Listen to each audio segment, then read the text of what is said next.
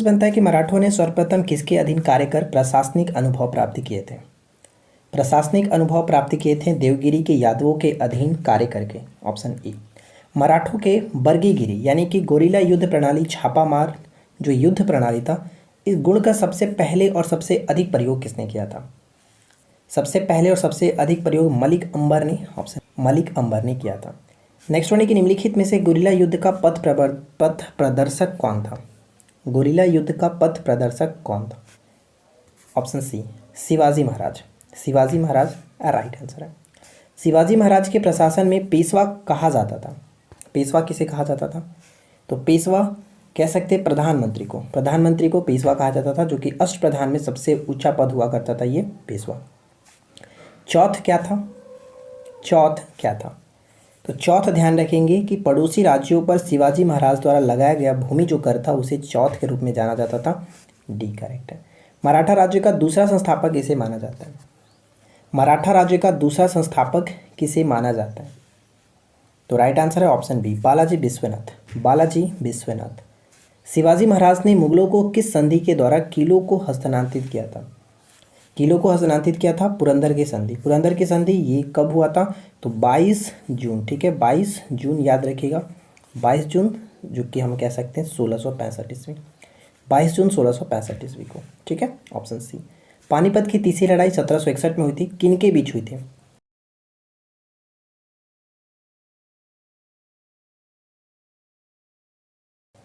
अष्टप्रधान मंत्रिपरिषद में किस शासक के शासनकाल में थी। अष्टप्रधान मंत्रिपरिषद किस शासक के शासनकाल में थी, तो शिवाजी महाराज के समय में 8 मंत्रियों का एक जो दल हुआ था उसको अष्टप्रधान कहा जाता था। प्रथम आंग्ल मराठा युद्ध की समाप्ति किस संधि के द्वारा हुई थी। प्रथम आंग्ल मराठा युद्ध का जो समापन हुआ, स्टार्ट हुआ था 1775 से, खत्म हुआ था 1782 में सलबाई की संधि के तहत। स्टार्ट हुआ था सूरत के संधि के तहत 1775 में। नेक्स्ट वन, जिस समय 1761 में पानीपत की तीसरी लड़ाई हुई, अहमद शाह अब्दाली ने मराठों को हराया, उस समय दिल्ली के शासक कौन थे। उस वक्त दिल्ली के शासक कौन थे, शाह आलम द्वितीय। शाह आलम द्वितीय, ऑप्शन ए करेक्ट होगा। शिवाजी महाराज के राजनीतिक गुरु और जो कि संरक्षक कौन थे। राजनीतिक गुरु एवं संरक्षक कौन थे, दादाजी कोंडदेव। दादाजी कोंडदेव। लॉर्ड वेलेस्ली की जो सहायक संधि थी, इसको स्वीकार करने वाला पहला मराठा सरदार कौन था। लॉर्ड वेलेस्ली ने 1798 में सहायक संधि को स्टार्ट किया था और सबसे पहला जो सहायक संधि पर हस्ताक्षर किए थे हैदराबाद के निजाम थे। लेकिन मराठा की अगर बात करें तो सबसे पहले मराठा सरदार कौन हुए, पेशवा बाजीराव द्वितीय। पेशवा बाजीराव द्वितीय यहाँ पे राइट आंसर बनता है, जो कि बसीन की संधि के तहत इन्होंने हस्ताक्षर किया था। प्रथम आंग्ल मराठा युद्ध कौन से संधि द्वारा समाप्त हुआ, तो ऊपर में ऑलरेडी देखे थे सलबाई की संधि 1782 में। शिवाजी के प्रशासन में विदेश मंत्री को किस नाम से जाना जाता था। प्रधानमंत्री को पेशवा कहा जाता था, विदेश मंत्री को सुमंत के नाम से जाना गया, सुमंत, ठीक है। जो आमत्य थे वो वित्त मंत्रालय की देखरेख करते थे। निम्न में से किसने पानीपत के तृतीय युद्ध में संगठित मराठा सेना का नेतृत्व किया था। मराठा सेना का नेतृत्व किया था, वो कौन थे, तो सदाशिवराव भाऊ। Sadashivrao Bhau, option C. निम्न में से किसने पुर्तगालियों से साल्सेट एवं बेसिन की द्वीपों को छीना था। पुर्तगालियों से साल्सेट एवं बेसिन की द्वीपों को छीना था, वो कौन थे, बाजीराव प्रथम। बाजीराव प्रथम। सरजामी प्रथा किससे संबंधित है। सरजामी प्रथा किससे संबंधित है। मराठा भूराजस्व व्यवस्था को सरजामी प्रथा के नाम से जाना जाता था। शिवाजी महाराज के अष्टप्रधान का जो सदस्य विदेशी मामलों की देखरेख करता था क्या कहलाता था। विदेशी मामलों की देखरेख यानी कि सुमंत, विदेश मंत्रालय सुमंत, ठीक है। पेशवा पद प्राप्त करने के लिए किस मराठा ने अंग्रेजों से सूरत की संधि की, फलस्वरूप प्रथम आंग्ल मराठा युद्ध हुआ था, तो यहाँ पे है रघुनाथ राव। Raghunath Rao, option A. अगला प्रश्न, अपने राज्याभिषेक के उपलक्ष्य में शिवाजी महाराज ने क्या किया। राज्याभिषेक के उपलक्ष्य में शिवाजी महाराज ने क्या किया था, तो अपनी एक मुहर बनवाई, एक नया संवत भी चला था और यहाँ पे क्षत्रिय परिवार का आभूषण यानी कि क्षत्रिय और साथ ही साथ हैदव धर्मा धारक यानी कि हिंदू धर्म का उद्धारक की उपाधि धारण की थी। ये तो उपाधि इन्होंने धारण किया था, तो ऑप्शन डी बिल्कुल सही है, सभी के सभी यहाँ पे कथन सही होगा। सरदेशमुखी की वसूली शिवाजी महाराज इस आधार पर करते थे कि वे महाराष्ट्र पुश्तैनी सरदेशमुख यानी प्रधान मुखिया हैं। सरदेशमुखी राजस्व का कितना प्रतिशत होता था। राजस्व का कितना प्रतिशत होता था, तो 10%, 10% ऑप्शन ए को टिक करेंगे। नेक्स्ट क्वेश्चन क्या बनता है, मराठा भूराजस्व व्यवस्था के अंतर्गत चौथ क्या था। तो चौथ पर हम लोगों ने देखा था पड़ोसी राज्यों पर लगाया जाता था, मराठा द्वारा लगाया जाने वाला एक कर था, ऑप्शन ए। शिवाजी के राजस्व व्यवस्था के संबंध में निम्नलिखित में से कौन सा कथन सत्य है। तो बताइए कि शिवाजी की राजस्व व्यवस्था के संबंध में कौन सा कथन सत्य है। तो वह मलिक अंबर की भूराजस्व व्यवस्था की व्यवस्था पर आधारित थी। उपज का 40% राजस्व था। कृषक जो पैदावार था, और यहाँ पे देखिए कृषक पैदावार से नगद रूप से भूराजस्व चुका सकता था। ये तीनों के तीनों कथन बिल्कुल सही है, तो राइट आंसर यहाँ पे बन जाएगा ऑप्शन डी। अगला प्रश्न है कि किसने प्रतिनिधि पद का सृजन किया जो कि पद क्रम में पेशवा से भी ऊपर था। जैसे कि अष्टप्रधान में सबसे टॉप पे हुआ करते थे पेशवा, लेकिन किसने एक प्रतिनिधि पद का सृजन किया जो कि पद क्रम में पेशवा से भी ऊपर माना जाने लगा, और वो थे जो कि राजाराम, राजाराम ऑप्शन बी। शिवाजी के शासनकाल में आय का मुख्य स्रोत क्या था। शिवाजी के शासनकाल में आय का मुख्य स्रोत क्या था, चौथ, आय का मुख्य स्रोत चौथ। शिवाजी और बाजीराव प्रथम दोनों में से वह कौन सी समान विशेषता थी जिसने युद्धों में उनकी सफलता सुनिश्चित की। ऑप्शन सी, छापामार युद्ध पद्धति, छापामार युद्ध पद्धति। किस मराठा शासक के शासनकाल को पेशवाओं के शासनकाल के नाम से जाना जाता है। पेशवाओं के शासनकाल के नाम से जाना जाता है, जो कि साहू, ठीक है, साहू यहाँ पे करेक्ट होगा। छत्रपति शिवाजी का जो प्रशासन था वो कैसा था। छत्रपति शिवाजी का प्रशासन कैसा था। तो निरंकुश राजतंत्र, ऑप्शन डी, निरंकुश राजतंत्र। अगला प्रश्न है, मुगलों एवं मराठों के बीच हुई 1719 ईस्वी की संधि जिसको हम लोग रिचर्ड टेम्पल ने मराठा साम्राज्य का मैग्ना कार्टा कहा है। यह संधि बालाजी विश्वनाथ एवं सैयद बंधुओं ने किसके नाम पर की थी। किसके नाम पर की थी। मराठा छत्रपति साहू एवं मुगल बादशाह रफ़ी उद रज़ात के जो कि नाम से क्या था, तो ए बिल्कुल सही होगा। आई होप कि फ्रेंड्स आप लोगों को ये वीडियो डेफिनेटली अच्छा लग रहा होगा, और आज की इस वीडियो का लाइक हम रखते हैं क्योंकि आज का टॉपिक बहुत ज़्यादा इंपॉर्टेंट है। तो आज की इस वीडियो का लाइक्स हम रखते हैं जो कि 497 लाइक्स, 497 लाइक्स बहुत कम रखा गया, कर दीजिएगा। चलिए अगला क्वेश्चन है कि तृतीय आंग्ल मराठा युद्ध में किसने मराठों को अंतिम रूप से पराजित कर दिया। मराठों को अंतिम रूप से पराजित कर दिया कौन थे, लॉर्ड हेस्टिंग्स, लॉर्ड हेस्टिंग्स, ये ध्यान रखिएगा। लेकिन लॉर्ड हेस्टिंग्स का समय जो था 1813 से 1823 तक था, तो तृतीय आंग्ल मराठा युद्ध करीब 17 से 18 में हुआ था, 1817 1818, तो ये ध्यान रखेंगे। पानीपत के तीसरे युद्ध में किसने मराठा तोपखाने का नेतृत्व किया था। तोपखाने का नेतृत्व किसने किया था, तो इब्राहिम गारदी, इब्राहिम गारदी। किसे लड़ाकू पेशवा या हिंदू शक्ति का अवतार कहा जाता था। लड़ाकू पेशवा या फिर हिंदू शक्ति का अवतार कहा जाता था किसे, बाजीराव प्रथम, ठीक है, बाजीराव प्रथम यहाँ पे करेक्ट है। किसके समय में मराठा शक्ति अपने चरमोत्कर्ष पर पहुंची तथा साथ ही मराठा शक्ति का पतन भी आरंभ हुआ, वो कौन थे, तो बालाजी बाजीराव, ठीक है, बालाजी बाजीराव यहाँ पे करेक्ट होगा, ऑप्शन सी। पेशवा बाजीराव एवं छत्रपति राम राजा के बीच हुई संगोला संधि के संबंध में क्या राय है। तो अगर हम इन सभी पॉइंट्स को अच्छे तरीके से पढ़ेंगे तो यहाँ पे करेक्ट हो जाएगा ऑप्शन डी। यह संधि पुनः सम्मेलन में सभी प्रमुख मराठा सरदारों की उपस्थिति में किया गया। छत्रपति राम राजा द्वारा संगोला नामक दस्तावेज पर हस्ताक्षर करने से यह संगोला संधि कहलाया। केंद्रीय सरकार का पूरा दफ्तर सतारा से पूना का कर दिया गया था, और साथ ही साथ पेशवा जो राजा था उसका सर्वा बना दिया गया। तो यानी तीनों के तीनों पॉइंट्स यहाँ पे बिल्कुल सही है, राइट आंसर डी को टिक करेंगे। किस इतिहासकार ने कहा पानीपत का तीसरे युद्ध यह निर्णायक युद्ध था, मराठा सेना की मुकुटमणि वहीं गिर गई थी और इस युद्ध के पश्चात मराठों के अखिल भारतीय साम्राज्य का स्वप्न नष्ट हो गए थे। ये बात किसने कही थी, तो जदुनाथ सरकार, जदुनाथ सरकार। 1750 ईस्वी में बालाजी बाजीराव और राजाराम द्वितीय के मध्य हुई किस संधि के परिणाम स्वरूप छत्रपति ने पेशवा को पूर्ण अधिकार प्रदान कर दिया। पेशवा को पूर्ण अधिकार प्रदान कर दिया, संगोला की संधि, संगोला की संधि। किस मराठा पेशवा को मैक्यावेली कहा जाता था। किस मराठा पेशवा को मैक्यावेली कहा जाता था, और उनका नाम है नाना फडणवीस, नाना फडणवीस। निम्नलिखित में कौन सही सुमेलित नहीं है, कौन सही सुमेलित नहीं है। तो सूरत की संधि 1775, पुरंदर की संधि 1776, सलबाई की संधि 1782।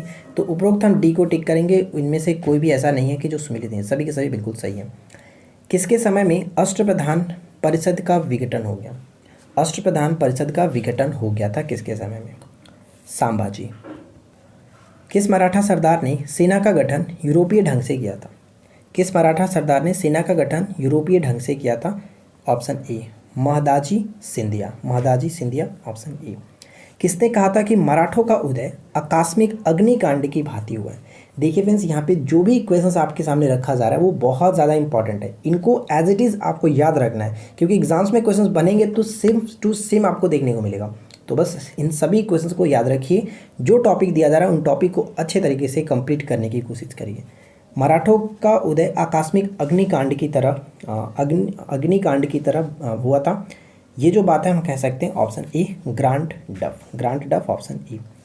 नाना साहब के नाम से कौन प्रसिद्ध था? नाना साहब के नाम से कौन प्रसिद्ध था? तो बालाजी बाजीराव। Balaji Bajirao option B. शिवाजी महाराज को राजा की उपाधि किसने प्रदान की थी? शिवाजी महाराज को राजा की उपाधि किसने दी थी? औरंगजेब ने। और राजा राम मोहन राय को राजा की उपाधि अकबर द्वितीय ने दिया था। तो दोनों याद रखिएगा। हिंदू पद पातशाही किसका आदर्श था? हिंदू पद पातशाही किसका आदर्श था? ऑप्शन ई बाजीराव प्रथम। बाजीराव प्रथम। Rise of the Maratha power पुस्तक का लेखक कौन है? Rise of the Maratha power पुस्तक का लेखक कौन है? महादेव गोविंद रानडे। महादेव गोविंद रानडे। अमात्य निम्नलिखित में से किस एक का अधिकारी था? अमात्य क्या बताए थे? वित्त मंत्रालय के संबंध में थे। तो आय व्यय के हिसाब का जो कि अधिकारी थे, यानी सही आंसर हो जाएगा ऑप्शन ए। अगला प्रश्न, मराठा सरकार ने किस व्यवस्था ने संगठित मराठा साम्राज्य को संगठित समूह में बदल दिया था? ऑप्शन ए सरजामी व्यवस्था। सरजामी व्यवस्था। पानीपत के तीसरे युद्ध में मराठों की पराजय की प्रमुख कारण क्या था? पानीपत के तीसरे युद्ध जो कि मराठों और अहमद शाह अब्दाली के बीच हुआ, तो इसमें मराठों की पराजय का प्रमुख कारण क्या था? अहमद शाह अब्दाली अधिक कुशल सैन्य नेता था। बी करेक्ट होगा। किस मराठा शासक के संबंध में किस अंग्रेज ने कहा था कि वह मराठों का अंतिम बुद्धिमत्तापूर्ण प्रशासक था? अंतिम बुद्धिमत्तापूर्ण प्रशासक था। तो ऑप्शन ए नाना फडणवीस, जिसको मैकियावेली के नाम से जाना जाता है। मराठा प्रशासन की सबसे छोटी इकाई जो गांव के कर संग्रह करता था? सी पाटिल। ठीक है, पाटिल करेक्ट होगा। शिवाजी ने अपने अंतिम दिनों में भू राजस्व को बढ़ा करके कितना प्रतिशत कर दिया था? इसको बढ़ा करके कर दिया गया था 40%। ठीक है, 40%। निम्नलिखित में से किसके समय में पेशवा का पद शक्तिशाली तथा वंशानुगत हो गया? साहू के समय में। साहू के समय में 1802 की बसीन की संधि पर हस्ताक्षर करने के मध्य हुए थे। किसके मध्य हुए थे? तो अंग्रेजों और कौन थे वो? द्वितीय, बाजीराव द्वितीय। अंग्रेजों और बाजीराव द्वितीय के मध्य, यानी ऑप्शन हम यहाँ पे बी को टिक करेंगे। किसके शासनकाल के दौरान निकोलो कॉन्टी ने विजयनगर का दौरा किया? निकोलो कॉन्टी ने विजयनगर का दौरा किया था किसके समय में? तो देवराय प्रथम के समय में। ठीक है, देवराय प्रथम के समय में। बहमनियों से गोवा का महत्वपूर्ण किला जीतने वाला पहला जो कि विजयनगर शासक कौन था? पहला विजयनगर शासक कौन थे? तो राइट आंसर हो जाएगा ऑप्शन सी हरिहर द्वितीय। ठीक है, हरिहर द्वितीय। विजयनगर किस नदी के तट पर स्थित है? विजयनगर किस नदी के तट पर स्थित है? Right answer option A Tungabhadra. Tungabhadra नदी के तट पर। विजयनगर साम्राज्य की स्थापना कब हुई थी? विजयनगर साम्राज्य की स्थापना कब हुई थी? तो ऑप्शन ए 1336 ईस्वी में। 1336 ईस्वी में हरिहर और भूका नामक दो भाइयों ने किया था। कृष्णदेव राय ने अमुक्त मल्याद काव्य की रचना किस भाषा में की है? अमुक्त मल्याद काव्य की रचना किस भाषा में की है इन्होंने? तो ये जो कि हम तेलुगु भाषा कह सकते हैं। सी बिल्कुल सही आंसर होगा, तेलुगु भाषा में। और संस्कृत भाषा में इन्होंने जम्बावती कल्याणम नामक जो कि एक ग्रंथ को लिखा है। विजयनगर काल में ग्रामीण शासकीय इकाई पर शासन के लिए 12 व्यक्तियों की नियुक्ति किया जाता था, जिसे क्या कहा जाता था? इसे आयंगर के नाम से जाना जाता था, आयंगर। कृष्णदेव राय का उड़ीसा के शासक प्रताप रुद्र गजपति के विरुद्ध अभियान को किस इतिहासकार ने 16वीं सदी के भारतीय इतिहास की सबसे शानदार सैनिक घटना कहा है? किसने कहा है? तो नीलकंठ शास्त्री। नीलकंठ शास्त्री। विजयनगर बहमनी संघर्ष का आरंभ किसके शासनकाल में आरंभ हुआ था? तो हरिहर एवं भूका के समय से स्टार्ट था। डी करेक्ट है। किस यात्री ने तालीकोटा युद्ध 1565 के बाद विजयनगर साम्राज्य का भ्रमण किया और इस राजकीय नगर के विनिष्ट वैभव पर टिप्पणी की थी? तो यहाँ पे कह सकते हैं फेडरिक, सीजर फेडरिक। विजयनगर का प्रथम शासक कौन था जिसने पुर्तगालियों के साथ संधि की थी? पुर्तगालियों के साथ संधि की थी वो थे कृष्णदेवराय। Krishnadevaraya option E. कृष्णदेवराय के दरबार में अष्टदिग्गज कौन थे? ऊपर में अष्ट प्रधान देख रहे थे हम लोग शिवाजी के प्रशासन काल में, और यहाँ पे अष्टदिग्गज जो कि 8 कवियों का एक कह सकते हैं 8 तेलुगु कवि थे जिनको कहा जाता था अष्टदिग्गज, ऑप्शन सी। नेक्स्ट वन है कि किसका शासनकाल तेलुगु साहित्य का क्लासिक युग माना जाता है? तेलुगु साहित्य का क्लासिक युग माना जाता है कृष्णदेवराय के शासनकाल को। ठीक है, कृष्णदेवराय के शासनकाल को। नेक्स्ट क्वेश्चन है कि फारस के सुल्तान मिर्जा शाहरुख के राजदूत अब्दुल रज़ाक ने किस विजयनगर सम्राट के शासनकाल में विजयनगर की यात्रा की थी? अब्दुल रज़ाक जो थे वो देवराय द्वितीय के समय में आए हुए थे। देवराय द्वितीय के समय में इतावली जो यात्री थे यानी इटली का यात्री निकोला द कॉन्टी ने किस विजयनगर शासक के यात्रा किया था?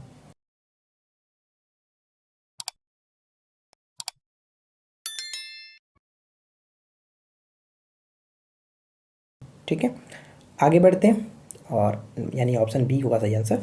नेक्स्ट वन है कि कृष्णदेवराय किसके समकालीन थे? कृष्णदेवराय किसके समकालीन थे? तो मुगल शासक बाबर के समकालीन थे, ऑप्शन ए बाबर के समकालीन थे, राइट हो जाएगा। अगला प्रश्न देखिए। नेक्स्ट वन है कि विजयनगर के किस शासक की उपाधि गजबेटकर थी? गजबेटकर थी किसकी उपाधि? तो देवराय द्वितीय को गजबेटकर कहा जाता था, तो ऑप्शन बी करेक्ट है। नेक्स्ट वन है कि किसे आंध्र भोज भी कहा गया? किसे आंध्र भोज, आंध्र पितामह के नाम से भी जाना गया, और वो हैं कृष्णदेवराय। कृष्णदेवराय हम्पी, तिरुवनमैल, चिदम्बरम, श्रीरंगम, तिरुपति आदि मंदिरों के सामने की ओर बने हुए रायगोपुरम का निर्माता कौन था? रायगोपुरम का निर्माता कौन था? कृष्णदेवराय। कृष्णदेवराय।